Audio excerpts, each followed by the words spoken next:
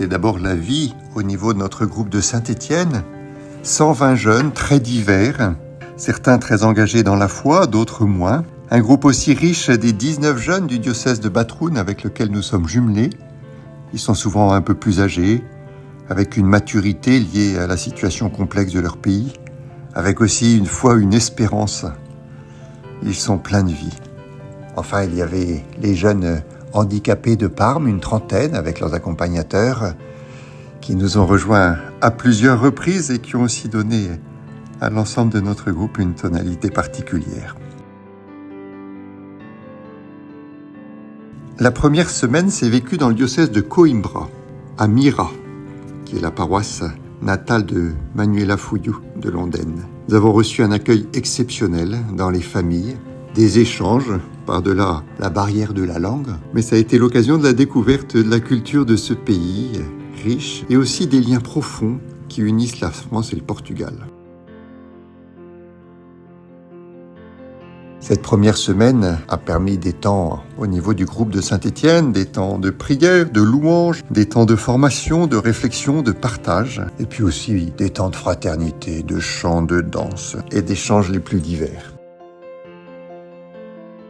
Depuis lundi, nous sommes à Lisbonne. Là, c'est une autre dimension. Des jeunes du monde entier, un climat de joie, de fête, de rencontres, d'échanges. L'expérience de la fraternité authentique, car nous nous reconnaissons tous un Père commun. Nous sommes enfants de Dieu, avec Jésus et en lui, dans son esprit.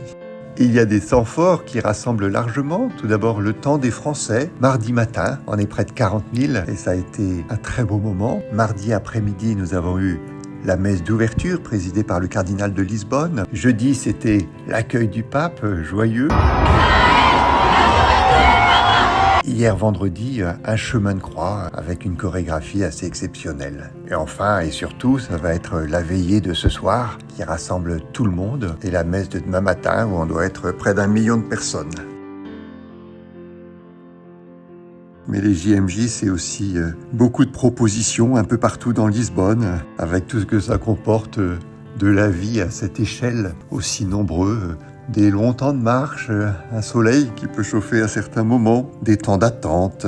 On est sorti de son confort ordinaire, on goûte les bonheurs simples de la vie, l'ombre d'un arbre, un peu d'eau fraîche, un sandwich tout simple. On est centré sur l'essentiel, sur la rencontre, sur l'échange. Ces JMJ, c'est d'abord et fondamentalement l'expérience du Christ. Il est au centre, son message, son amour, interroge, éclaire la vie des jeunes. Et 2 semaines, cela donne du temps pour faire tout un cheminement personnel, du temps pour se poser les bonnes questions, pour approfondir avec d'autres, pour échanger avec des prêtres, pour se donner des points de repère, pour réfléchir sur ses propres choix. Et puis la rencontre du Christ ne se fait pas sans l'Église. Et ici, c'est l'Église universelle avec toutes les cultures, une vraie richesse, une joie. Le pape a une place toute particulière, successeur de Pierre, chargé de faire l'unité, la communion dans l'Église, avec aussi la joie des jeunes qui le voient, qui le rencontrent pour la première fois, pour la grande partie d'entre eux.